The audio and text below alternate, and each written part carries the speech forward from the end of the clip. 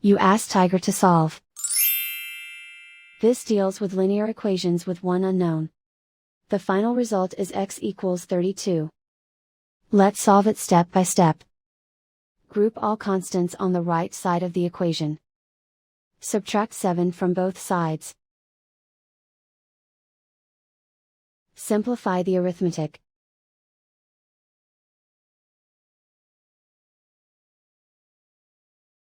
Isolate the x.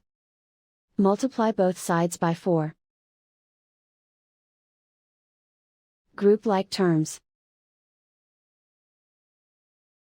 Multiply the coefficients.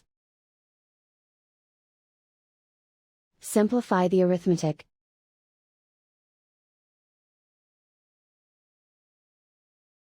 Convert the x into a positive number. Multiply both sides by -1. Remove the ones. Simplify the arithmetic. And so the final result is x equals 32.